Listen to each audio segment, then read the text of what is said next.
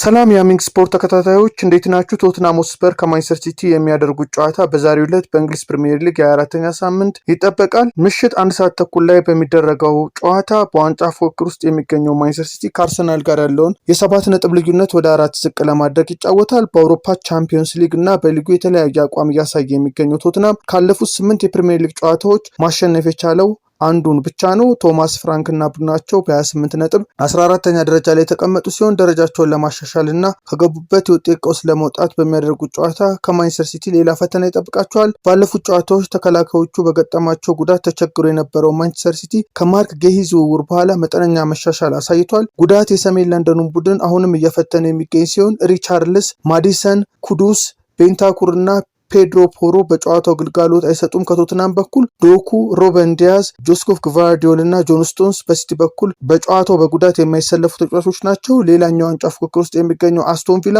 ከብሬንፎርድ በሜዳው ቪላ ፓርክ 11 ሰዓት ላይ ይጫወታል። ኡናይ ኤምሪ ከአርሰናል ጋር ያላቸውን የ7 ነጥብ ልዩነት ወደ 4 ለማጥበብ ከብሬንፎርድ ሙሉ 3 ነጥብ መውሰድ ይኖርባቸዋል። ማንቸስተር ዩናይትድ በሜዳው ኦልድ ትራፎርድ ፉላምን አመሻሽ 11 ሰዓት ላይ ያስተናግዳል። በአሰልጣኝ ማይክል ካሪክ መሪነት የሊጉን መሪዎች አርሰናል እና ማንቸስተር ሲቲን ያሸነፈው ማንቸስተር ዩናይትድ ለሶስተኛ ተከታታይ ድል ወደ ሜዳ ይገባል። ከአሰልጣኝ ሮበን አሞሪም ስንብት በኋላ መነቃቃት ያሳየው ዩናይትድ 4ኛ ደረጃን በቼልሲ የተነጠቀ ሲሆን ዳግም ደረጃውን ለማስመለስ ከጠንካራው ፉላም ከባድ ፈተና ይጠብቀዋል። በጨዋታው ፓትሪክ ዶርጉና ማቲያስ ዴሊት በጉዳት ምክንያት በዩናይትድ በኩል የማይሰለፉ ሲሆን ሮድሪጎ ሙኔዝ እና አዲሱ ፈራሚ ኦስካር ቦ በፉላም በኩል በጨዋታው አይሰለፉም። ክሪስታል ፓላስ ከኖቲንጋም ፎረስት በተመሳሳይ ዛሬ የሚደረግ የ4ኛ ሳምንት መርሃ ግብር ነው። በባርክሌይ ሴቶች ሱፐር ሊግ 14ኛ ሳምንት ጨዋታም በዛሬው ዕለት ትልልቅ ጨዋታዎች ይከናወናሉ። ከቀኑ 9 ሰዓት ላይ ማንቸስተር ዩናይትድ ከሊቨርፑል በሊህ ስፖርትስ ቪሌጅ የሚያደርጉት ጨዋታ ተጠባቂ ነው። እንደዚሁም ደግሞ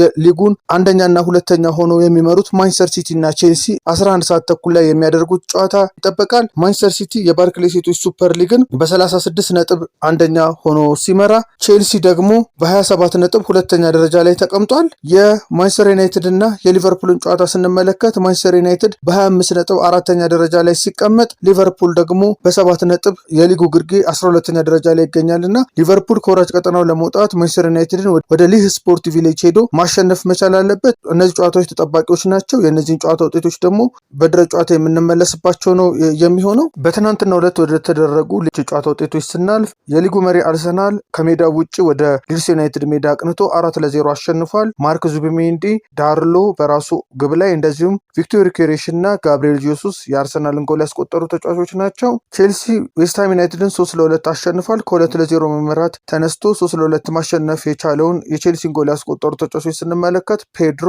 ኩኩሪላ እና ኤንዞ ፈርናንዴስ ያስቆጥሩ፣ የዌስትሃም ዩናይትድን ጎል ደግሞ ቦን እና ሳመርቪሊ አስቆጥረዋል። ሊቨርፑል ኒውካስል ዩናይትድን በአንፊልድ ሮድ 4-1 ሲያሸንፍ ሁጎ ኤኪቲኬ 2 ጎሎችን ሲያስቆጥር፣ ፍሎሪያን ቨርትስ እና ኢብራሂማ ኮናቴ ቀሪዎቹን ጎሎች ያስቆጠሩ ተጫዋቾች ናቸው። የኒውካስል ዩናይትድን ብቸኛ ጎል አንቶኒ ጎርደን ነበር ያስቆጠረው። የሌሎች ጨዋታዎችን ስንመለከት ቦርንማውዝ ዋትፎርድን 2-0 ሲያሸንፍ፣ በብራይተን ኤንድ ሆቭ አልቢዮን እና በኤቨርተን መካከል የተደረገውም ጨዋታ 1-1 በሆነ ውጤት ተጠናቋል። አድማጮቻችን የዕለተ ሰንበት የጥር 24 ቀን የሃሚንግ ስፖርት አጫጭር ስፖርታዊ መረጃዎችን ይመስላሉ። በድረ ጨዋታ እንመለሳለን። ሃሚንግ ስፖርትን ሳብስክራይብ በማድረግ ተከታተሉ፣ ሼርን በማድረግ ለሌሎች አጋሩ። መልካም ቀን። ሃሚንግ ስፖርት በሀገራዊና ዓለም አቀፍ ስፖርታዊ ጉዳዮች ላይ የሚያተኩር ዝግጅት።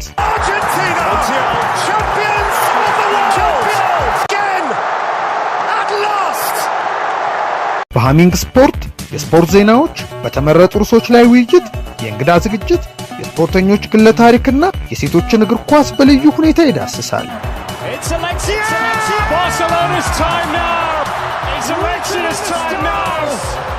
ሃሚንግ ስፖርት ስፖርትን ቀዳሚ ዘይቤ በማድረግ ስኬትን በተግባር እናረጋግጥ።